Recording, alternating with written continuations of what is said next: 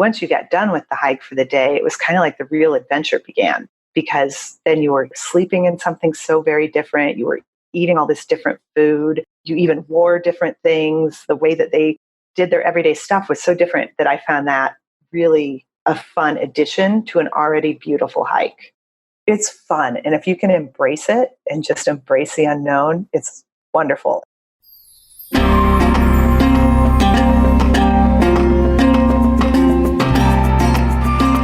Welcome to the Active Travel Adventures Podcast. I'm your host, Kit Parks, and today we have got an amazing adventure for you.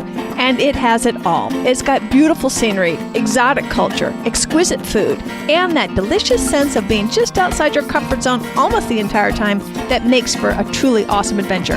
I can't wait to share it with you. So let's get started.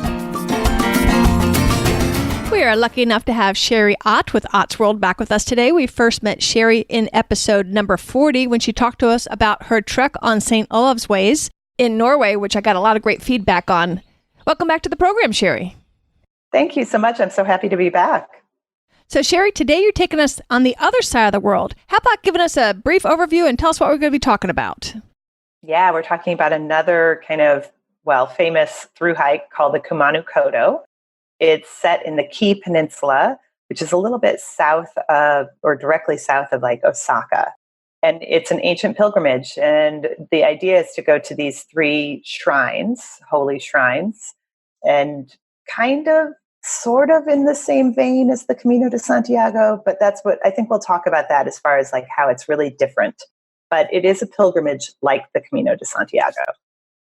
Now, is this a trek that people walk exclusively for pilgrimage reasons, or do they also walk it just to walk it? I would probably say, this is just my opinion, the majority of people walk it for pilgrimage reasons. And when I say pilgrimage reasons, it's because they've either done the Camino de Santiago or they're planning to do it. And there's something called dual pilgrimage status that you can get from both of these trails. So that is a big draw. However, at the same time, I did see a fair share of people like Japanese who were just out walking it. I should say hiking it. It's really more of a hike than a walk. But yeah, so it's mixed, but that would be my opinion, that a lot of them are there for like pilgrim reasons. When I was doing my research, I found it a little bit confusing because unlike the Camino, which has certain routes that you go and you have a final endpoint, this looked to me more like a network of paths that you're doing different things, and it's not necessarily one route or one kind of route that people can do. Can you talk about that a little bit and explain that for us? It is confusing. And even having done it, I still find it quite confusing. There are 7 routes on what they call their 7 Kumano Kodo routes. And you're right, it's not necessarily all to one particular place. So you have to remember there are 3 shrines, and the idea is to get to at least one of them. And some of the routes will take you to all 3 of them, sort of. Some of them will take you to 1, some will take you to 2. So it is a weird kind of path of trails. Now, the one that's the most traveled is called the Nakahechi route. It's the main route, and probably the most, it's certainly not easy, but out of all the 7, it's probably the most accessible, I would say. And when I walked it, we're also not talking about long distances. Like, we're talking about hard hiking, so you can't do a lot in a day, but still not long distances like the Camino de Santiago. I did this in basically 5 days, and I went about 33.6 miles or so. So it's very different than, say, you have to take out 5 weeks to do the Camino de Santiago. And here you can go to Japan and do this in a week if you want. And that's basically what I did. I did a week on the trail, and then I did 2 extra weeks traveling around rural Japan. Now, is this something that you're hiking or are you backpacking? You're hiking. There is luggage movement, or you can transport the luggage if you'd like. However, the one thing to note is that the luggage transportation that's available, first of all, it's available all over the country. It's not just associated with this trail necessarily. So it's available all over the country, and it's great. It's this awesome couple of companies that do this, but they normally say that it's 48 hours to get your bag. And I think that's just kind of the standard they offer. So you do have to be prepared that you might not have your bag at night. You send it ahead. I basically started and I sent it ahead to my ending point in those 5 days. Actually, maybe I sent it to a middle point and then the ending point. So I didn't send it every day. However, one of the very unique things about this trail is that you can very easily just walk this with a day pack. And the reason why is all your food is provided. So all you really need is rain gear, first aid, room for food. And that's really about it in that day pack. Once you get to your hotel or your lodging for the night, all Japanese inns offer you and are pretty much required to wear slippers. So you've got slippers that you can wear inside. So you really don't even need another pair of shoes, quite frankly. And they also offer a yukata, which is a Japanese robe that you're also supposed to wear inside as well as outside. You can wear all this stuff outside too. But it's like the lounging clothes of the Japanese. So quite frankly, you might need a pair of pajamas, and that's about it. I love that. Now, tell us about the landscape. You said it was difficult. Yeah. And really what it is mountainous forest. So as I said, it's in the Kii Peninsula, and Kii is spelled Kii. That I was told, at least, that Kii means tree in Japanese. So this is a heavily forested area, mainly Japanese cedar. I mean, it is just most of the time, and my favorite days were the days where you are just enclosed by the forest. And there's no way to take a wrong turn on the trail because there's really only one way through the forest. You know, it's very easy to see kind of thing. However, it is a lot of up and down. I want to say the elevation, though, somewhere between 2,000, 3,000 feet. It wasn't anything big. And this is near the Nakahechi route goes through the middle, but it's not that far from the sea. It was just a lot of up and down through mountains, a lot, because you're in a forest, a lot of roots, and a lot of like boulders and stairs. And when I say stairs, I mean like, little logs and stuff and boulders set up as stairs.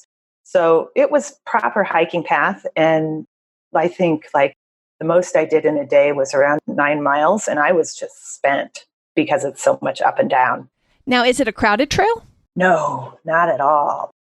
So one of the cool things here is it is the size, or I should say the number of people are really regulated by the fact that there are a limited number of places to stay. So it's not going to be like the Camino in that sense. In fact, I walked it solo. I did a self-guided trip with a company called Oku Japan. They set up all my lodging and so on, and any kind of luggage movement if I needed it. But I walked alone, and most days I maybe saw 8 to 12 other people. And most of the time, I was just alone. In fact, the last day, which was the really hard day, I think I saw like 3 people the whole day. And that was a big, long 9-mile day too. So that part's really nice. Now, a lot of people might feel intimidated because of all the characters in the Japanese language. And I assume you don't speak Japanese. No. Can you talk to us about the language barrier, any problems that you might have with that? Yeah. Well, first of all, to soothe any concerns, I actually had a little translator device along with me because I was worried about it too throughout my 3 weeks in Japan. And I will tell you, I did not get out the translator device once. So never had to use it. So first of all, it's more English accessible than what you would ever imagine. Japan as a country is getting ready for the Olympics next summer. And they have changed immensely from, I was there 13 years ago. Like it is a breeze now to get around. So that's just one thing to know in general about Japan. Regarding this trail, because this is in a much more rural area, I did not have any big issues speaking English with people. Most of the people, who are running the inns and so on, they can speak English, and your lunches were packed. You ate packed lunch on the trail. You did not eat lunch in a random restaurant along the trail. There were none. And so really the trail was easy to find. There were signs in Japanese, had Japanese characters. You don't really need the signs as far as telling you which way to go, but you do kind of learn the symbols for Kumano Kodo too. Everything was also written in English. So where they did have like informative signs, say at along the trail, there are all these little shrines called ojis, little temples, little tiny ones. And that's where you get we'll talk about this later, I'm sure, but that's where you get your passport stamps. Those were also written in English. So everything was pretty easy. I would say the one thing I would recommend to ease any of your concerns on route and finding your way is at the beginning of the Nakahechi route, there's a visitor center specifically for the Kumano Kodo. And stop in there before you go. You can speak to someone there. That's where you pick up your passport to be filled out if you want. And you also can get this really great, just foldable pamphlet that lists kind of that whole Nakahechi route. And one of the things that they have on there is this whole list. You see the whole route, and then there's all these numbers, and they correspond to little posts on the trail that are numbered every kilometer. So you can really see where you're at. And then on that pamphlet, it has like symbols for where you're going to find a bathroom potentially along the way, or, where the different ojis are. So you can really figure out where you're at and like how far it is to the next one and so on.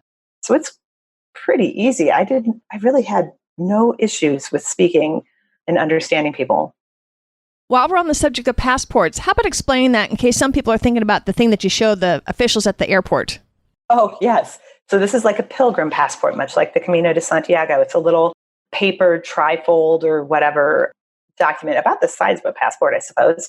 But this is where you get stamps. And it's basically your way to, in a sense, prove that you completed the hike.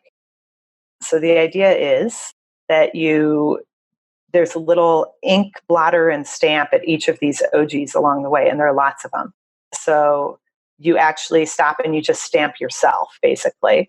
And you can do that and collect all of them. And then at the end, and of course, get the stamps at the temples. And then at the end, you can get a certificate saying that you finished it. Much like the Camino de Santiago, same idea. But there at the Camino de Santiago, you mainly got the stamps at the hotels. Here, you don't really have hotel stamps. It's really these little ojis. I want to loop back to something you said a little bit earlier. You said that this was a self-guided tour that you did through Oku, Japan. And so what I want to know is, when you got to a town, how did you know where to go or what to do? How did all that work? Yeah. So Oku, basically, they sent me information prior via email, but then they also sent on all of the maps and a very detailed day-to-day itinerary of what I was doing and where I was going and what trains and what buses I had to take to my arrival hotel in Osaka. So I picked that all up in Osaka and went through that. So I had printed copies as well as a digital copy. So that's how, in that day-to-day itinerary, it very clearly listed where I was staying that night and how to get there. So the other thing to know is, like I said, there's not a lot of lodging in these few little towns along the way. So there were a few times where I got to the town where I was finishing that day, but there was no lodging there. So they had arranged a guest house in the village nearest. And I had instructions on using the payphone and calling the host, and she would come pick me up. And then I took me back down to the guest house, and then she dropped me off at the next day, right where she picked me up. So there is some stuff like that happens too. And that's all in the little booklet that they provide. So you felt very comfortable? Oh yeah, that I never had a problem finding the place, but only out of all these nights, only once did I stay in the same exact town that I finished in. If that kind of tells you a little bit about the lodging restrictions, but they had it all organized. And that's one of the benefits. You could do this yourself. It's going to be a lot of research. And the hard part that you're going to run into is for the lodging is to figure out what's really available. I don't know how you find out if there's stuff in towns nearby and how to get back and forth and so on. But also, most of the lodging sites are all in Japanese. So that was one of the reasons why I went with Oku, because all they did, like I said, it was self-guided. All they did was they, provided me my route and my information. They got my lodging and they helped me with all the logistics. That was it.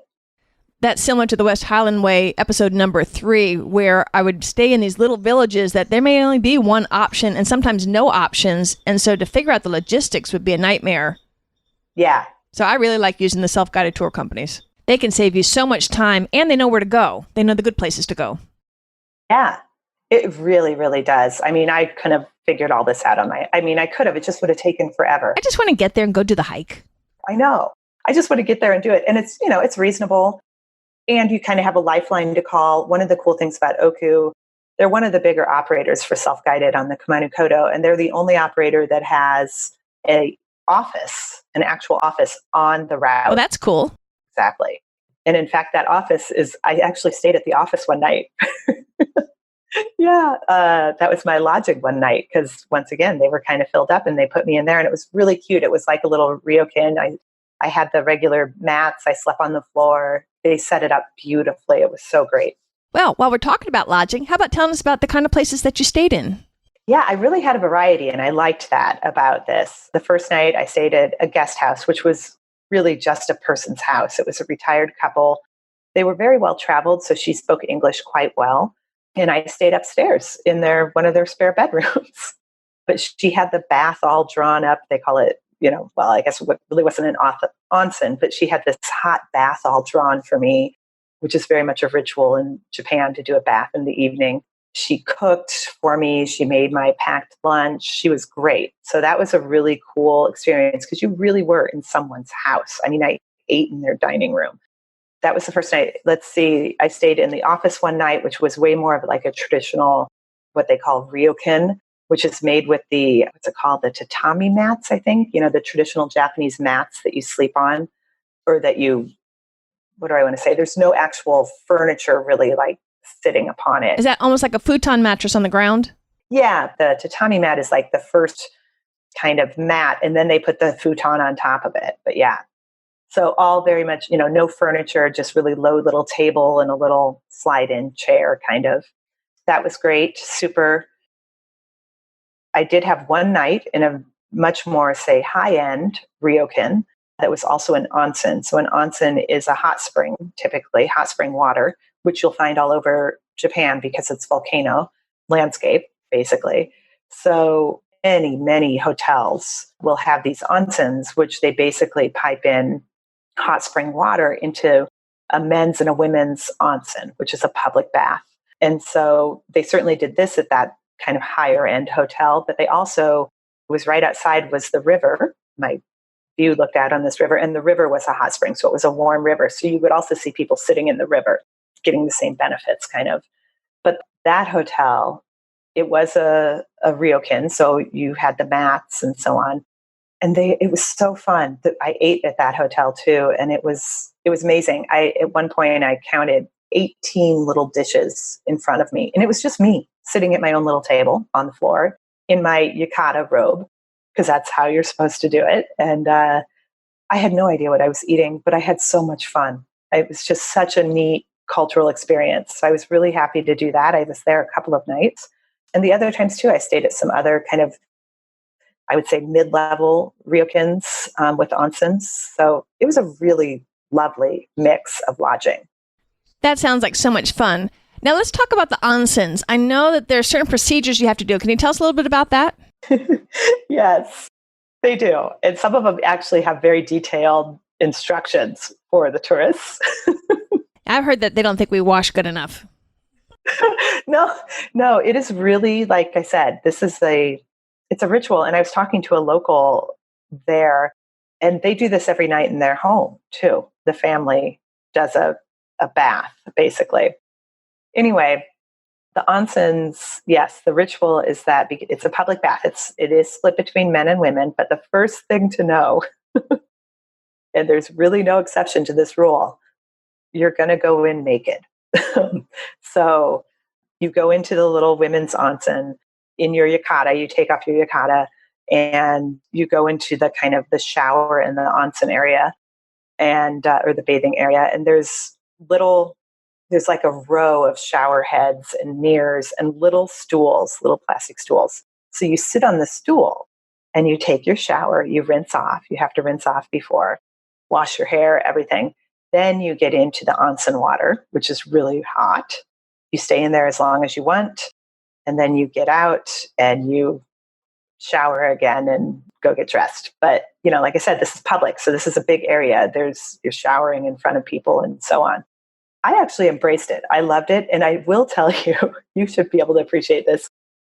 At first I thought, I'm like, I'm supposed to sit on this little chair to shower? And I tell you what, it took one time to do that. And I'm like, oh my God, I love the sitting shower because after hiking all day, it was really nice.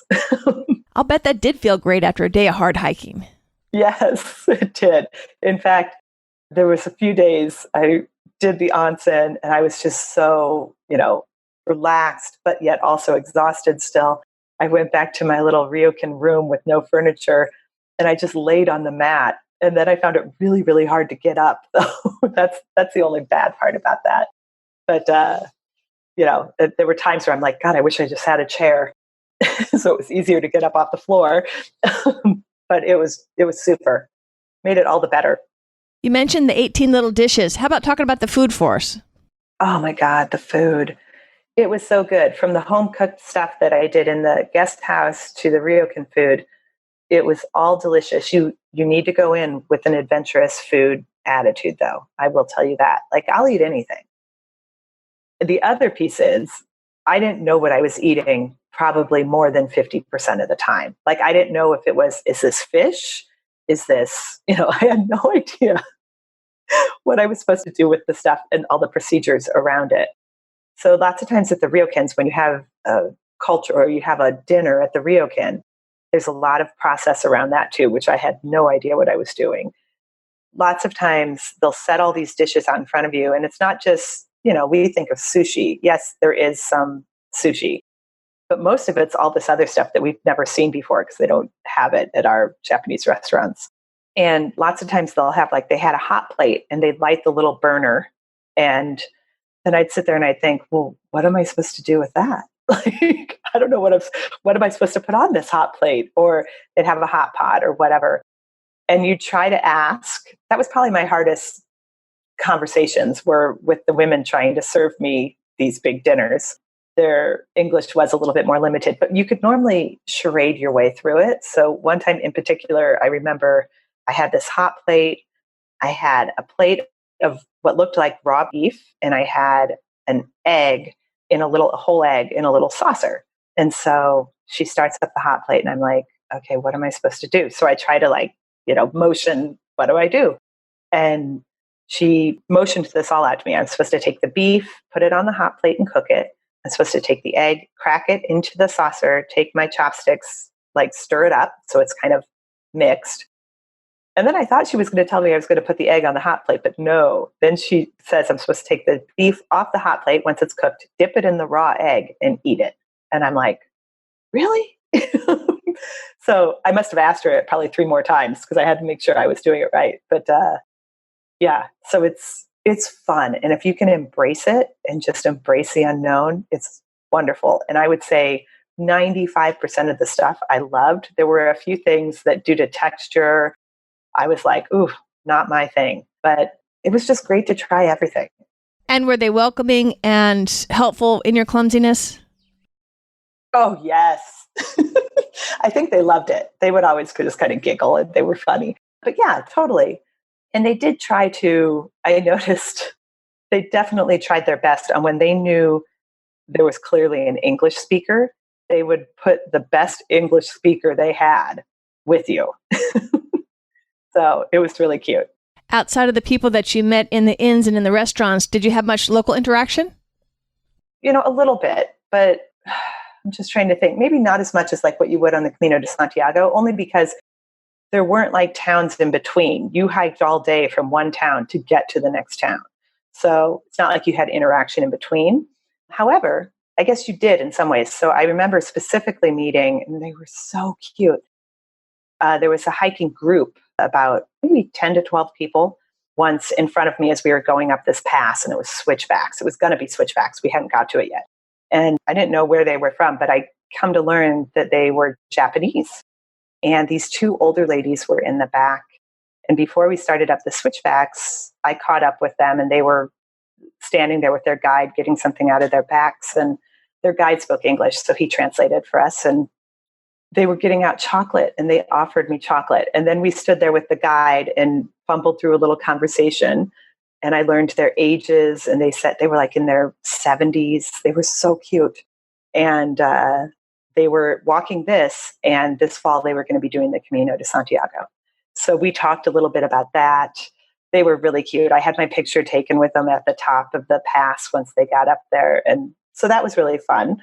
And then some of the rest, if I went to restaurants or something like that, but I didn't do a lot of that. There was coffee shops where you stopped and you met some locals, but you didn't get into really big, like long conversations, unless it might have been at the hotel or the onsen or something like that. You're talking about walking through the forest. Wasn't it the Japanese that came up with the concept of forest bathing? Yes, you're absolutely right. And, I feel bad because I have always made fun of forest bathing. Because to me, they have a lot of rituals around it. For those not familiar with the term, what exactly is forest bathing? Oh, gosh, I don't know if I can fully define it, but the idea is that nature and the forest brings you peace and meditation. And so it's the idea of kind of going into the forest and really embracing nature and the meditative part of it, which now after spending 3 weeks in Japan, it makes a lot more sense to me. But what you'll see now, if you see forest bathing, you'll see it in many places now, Spain, the United States, whatever, like tours. It gets a little bit more woo-woo, like they hug trees, they listen to the leaves breathe and all this stuff. Like that part I have a little bit of trouble with because of who I am. I have a hard time embracing it. But the idea, though, that the forests are where, what do I want to say, spirituality is, yeah. I think there's something to it. I know when I'm in the woods, that's where I feel whole. Yes, and I agree with that 100%. And this hike in particular did that for me because it was so forested. And I would just stop many times and just listen to the leaves blow in the wind or the locusts, or it was really meditative. I loved it. I thought it was really great. But at the same time, that's the history of this route. The history of this route is that this is where the emperors and their whole court basically would make a 30 to 40 day journey from the old capital of Kyoto to this remote area of the Kii Peninsula in search of heaven on earth. So they'd stop at these 3 temples, the main 3 temples, to purify themselves. They would stop at all the OGs to purify themselves. So this really was the spiritual center, and is still, of Japan, the Kii Peninsula. So it makes sense. When did regular people start doing this? Do you have any idea? Ooh, that's a good question. I don't know. I did some research on it. Yeah. And I actually tried to research how many people a year do it. And I talked to Oku to try to get those numbers. And no one really has it. There's not any real definite number. They do know that their bookings are going up every year. So it is becoming more popular. So I see here, according to my notes, the emperors and the samurai started doing this around 1062. Yes, that sounds right. 11th century. And I see in 2004, it became a World Heritage Site, a UNESCO World Heritage Site, the route itself, along with El Camino. Yeah, and they're the only 2 pilgrimage UNESCO sites. And that's really what kicked it into gear, that UNESCO status.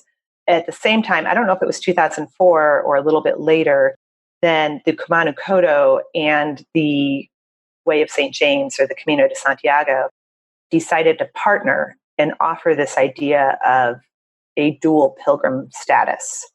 So if you finished both of them, it's not like you get any big prize or anything. You could just say that you're a dual pilgrim, and you do get like a certificate and you get noted on a website.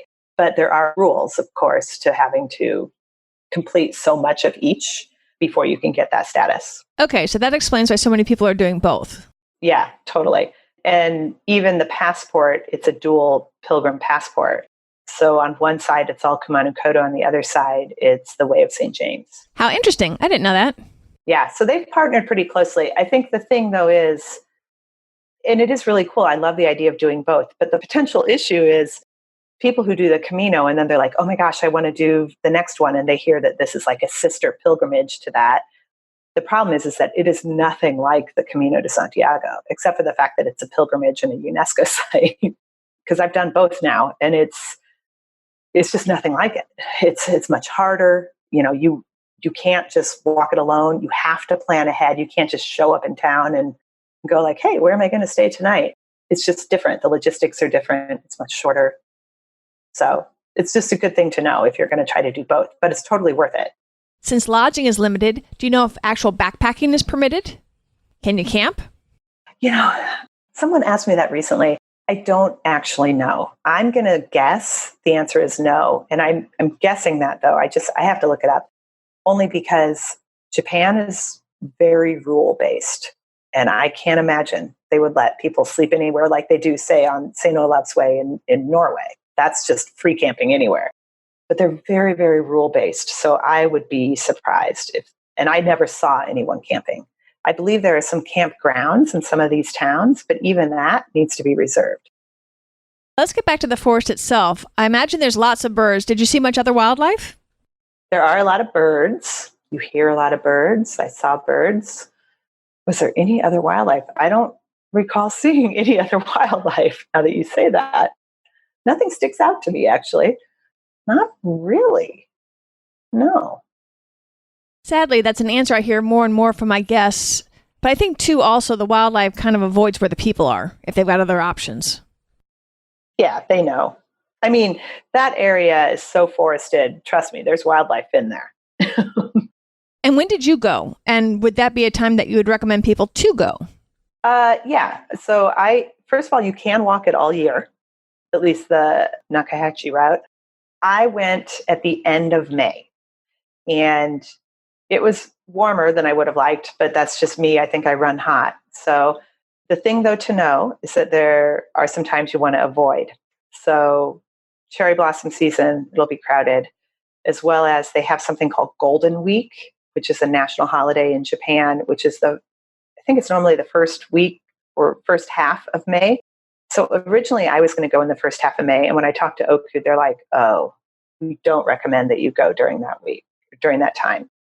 So I pushed it back to after Golden Week, and then it was fine. Then basically, though, starting sometime in mid-June, right about the time when I ended, they start to get their rainy season in that area. So you can walk then.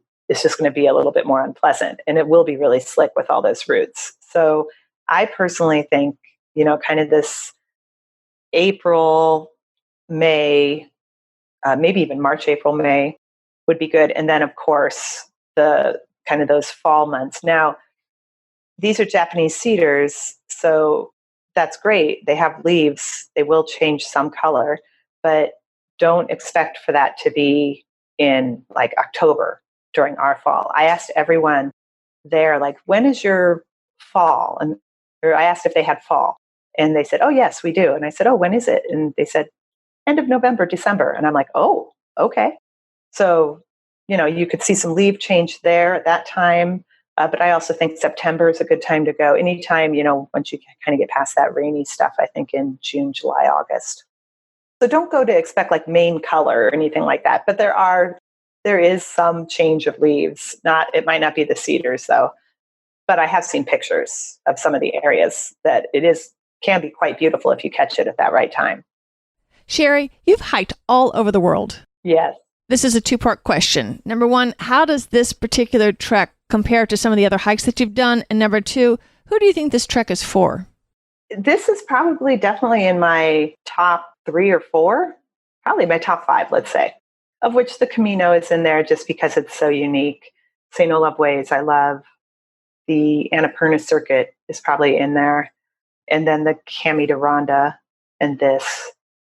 And the reason why is it's just, I loved because the Japanese culture is so different than our own in America. It felt, out of all of these, the most cultural by far. So just the pure, the hiking was great, beautiful. But at the same time, once you got done with the hike for the day, it was kind of like the real adventure began, because then you were sleeping in something so very different. You were eating all this different food. You even wore different things. The way that they did their everyday stuff was so different that I found that really a fun addition to an already beautiful hike. As far as who is this for, I would say anyone who likes to do some through hiking and, that is looking for that, they like to hike hard all day and then have a nice bed to come to and food. I did it completely solo, not a single worry in my mind about doing it solo. In fact, Japan in general is one of the safest countries I've ever been to, like ridiculous safe. So even in the big cities, and it's because everyone follows the rules for the most part. So in that sense, I think it could be for anyone. I don't know that I would take small kids on this. It's hard hiking. Granted, I'm not in the best shape, but I'm average and I was beat. On a scale of 1 to 5, with 5 being the most difficult, where would you put this? 3.5. So basically it's challenging but doable, and you should probably train. Well, I just showed up. So yeah, I was probably in more pain than I should have been. But yeah, I think what happened is, there's some big up sections. The last day was really the hardest day. It was basically, it's called the Ogumotorio Pass, and it's about 2,600 feet in 2.5 miles. So it is just hours of going up. And then I was so happy once I got up to the top, and I'm like, oh my God, the rest of the day is going to be a breeze. And it was pretty nice for a while, but then you came down, and it was honestly the down for my knees was just as hard. So yeah, it was tough. You definitely, I say train, it'll make your life easier. The other thing I think in any kind of through hike is, you can do it the first day and power through, and maybe even the second day and sort of power through. But by the third day, your whole body is sore. So if you can train and do multiple days of, say, 10-mile days, or, at least a 5-mile hike multiple days in a row, that's a good way to train for this too, because it's the everyday getting up and going that's always hard. I'll bet those hot tubs felt good at the end of the day. Oh, it was so nice. Yes. And just the whole thing, slippers and a robe, and it was just nice. Is there anything we should know that I forgot to ask you about?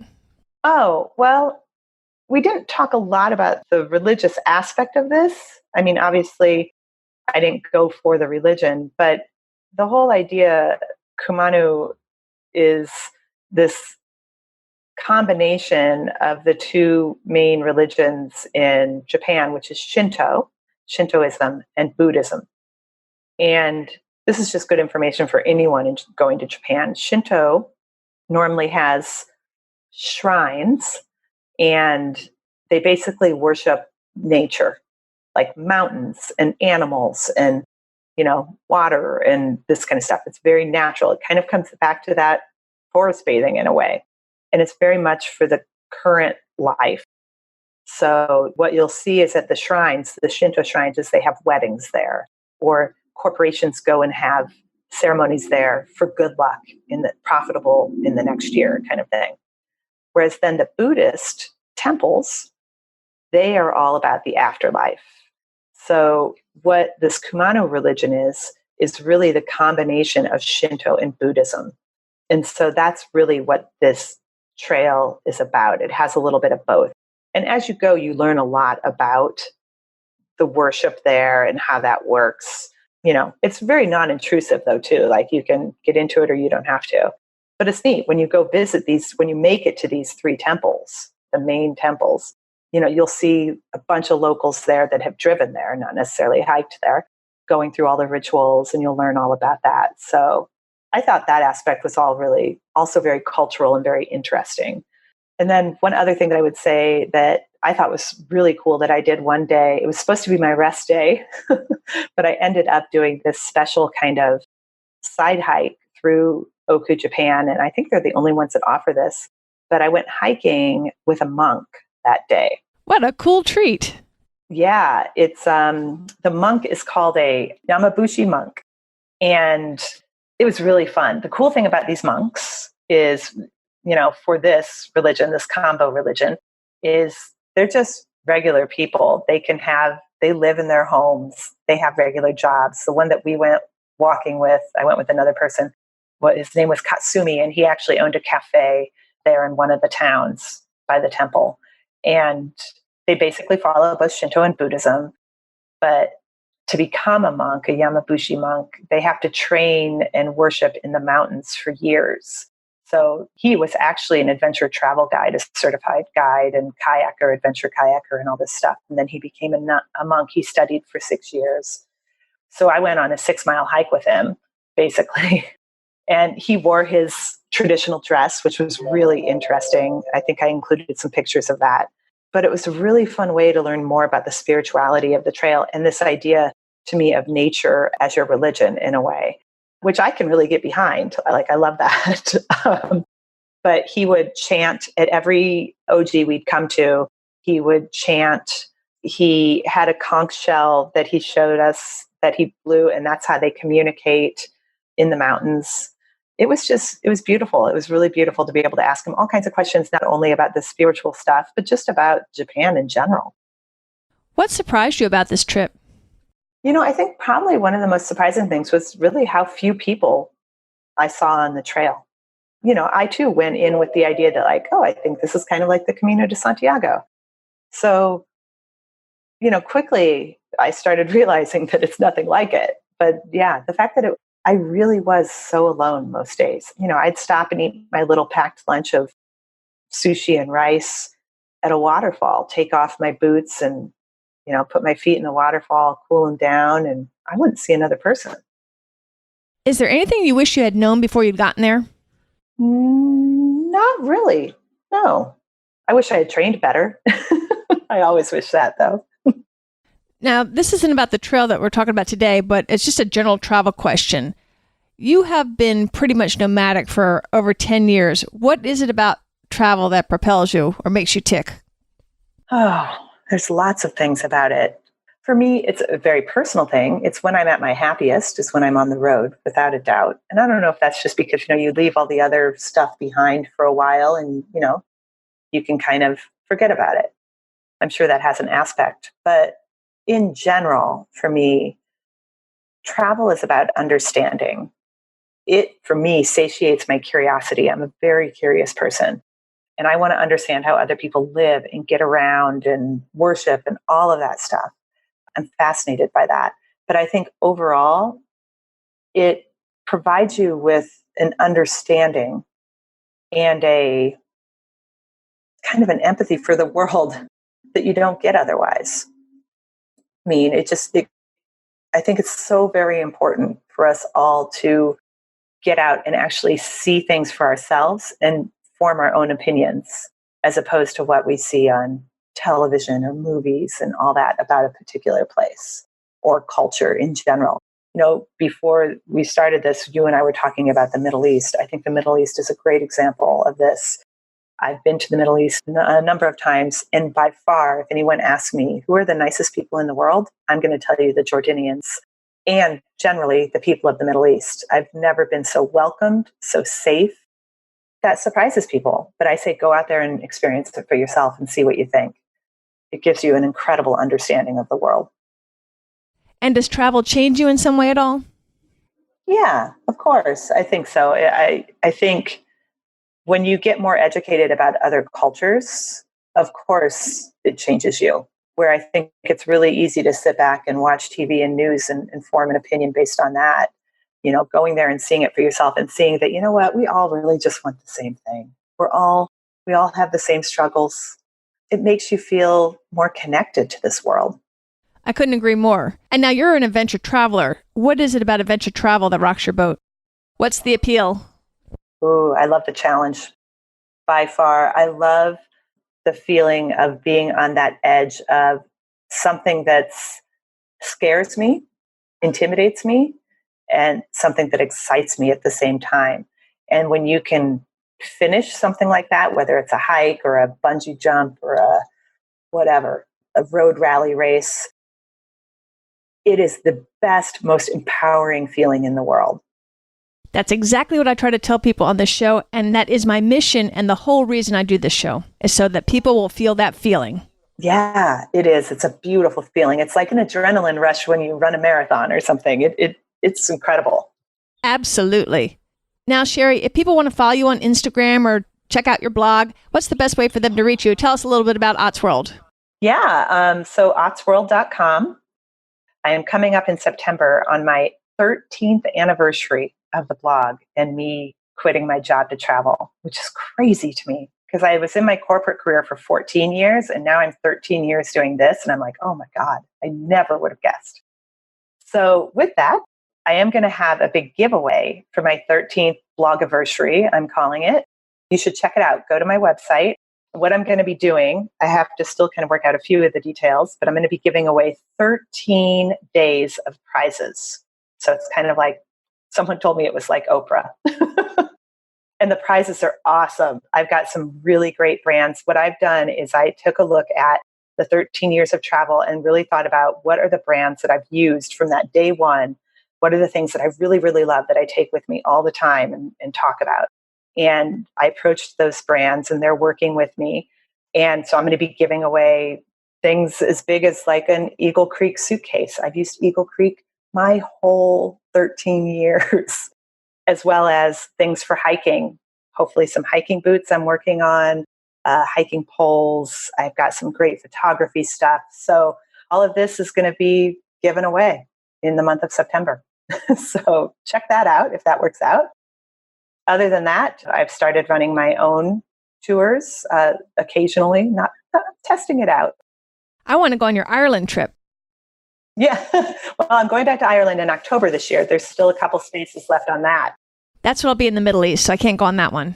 Well, and I don't know if I'll do Ireland again or some other place like maybe Camino del Santiago in Spain or, even the Kumano Kodo, or there's some really great hut-to-hut hiking in Maine that I'd love to get people on. So we'll see. I've been thinking about kind of what's next for that. So stay tuned on that. There's, just go to the website. If you sign up for the newsletter, you will be informed. I will make sure to put links to everything Sherry has told us about today in the show notes and on the website at activetraveladventures.com/Japan. So you can check it out there. Oh, that would be great. Yeah, it is really cool. And for the hikers, I think it'll be great. So yeah, that would be wonderful. Any final thoughts that you'd like to share with us, Sherry? Gosh, not that I can think of, but well, actually, yes. If you do go and do the Kumano Kodo, it is such a marvelous country. Do think about staying an extra week and traveling around. The Kumano Kodo is great, but I also had just as much fun taking an extra couple of weeks and traveling around to rural areas. It's lovely. So take advantage of it if you're going to get over there. Can you recommend any of those rural areas that they should try to catch? Yeah, I did. I went back up to Kyoto and then did kind of a bunch of small little towns between Kyoto and Tokyo because I wanted to experience some of that. And they call that the Japanese Alps. The mountains are spectacular and there's some amazing hikes up there too. But around Matsumoto, Takayama. Now, is this something that you can wing it once you're there, or is this something that you should plan ahead of time? You might be able to wing it when you're there. I actually planned it, but it depends. If you go this fall, they have the rugby tournament. So that's going to be crazy. And then, do be aware next summer is the Olympics. So anytime around that, the whole country is going to be a little busy. So other than that, and it's so easy to get around between buses, trains, fast trains. It is a breeze. So it's worth it. And should you be listening to this show prior to the summer 2020 Olympics in Japan, because podcasts can live in the ether land forever, so I don't know what year you'll be listening to this, going to a destination prior to their Olympics is a great time to score some really good deals because they've built all these hotels and they're trying to train the staff. I went to China round trip, 10 days, including airfare, all inclusive for about $1,300 before the Chinese Olympics. It was amazing. And I'm talking about 5-star hotels, English-speaking Chinese guide, and a tour company guide, all entrance fees, good food, not 5-star food necessarily, but good food. And it was just an incredible deal, an amazing experience. So if you haven't planned any spring trips, take advantage of the overcapacity before the Olympics and score a sweet deal. That'd be great. That's a good point. That's a cool idea. And I should also say, when I did plan all that kind of smaller town travel, I utilized a company called Experience Japan, and they were amazing. Once again, it was kind of they organized all my transportation and the hotels. And then they gave me ideas of what to do in the places. But it was a lot of freedom. Once again, went by myself. And I loved it. They were experts. They had a lot of great suggestions, and I did a lot of cool stuff. I'll be sure to add links to them as well in the show notes and on the website. And Sherry, I really appreciate you coming on the show. One last question before I let you go. What exciting things do you have planned in the future that hopefully I can get you back on the show to tell us about? Ooh, I just finished the East Coast Trail, or a portion of the East Coast Trail, which is in Newfoundland, Canada, which was amazing. I just did that last week. Other things where I'm going is I'm heading to Sweden.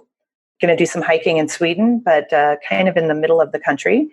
And then I'm going to the Arctic next week, up to Baffin Island and very northern Greenland, up to the ice sheet.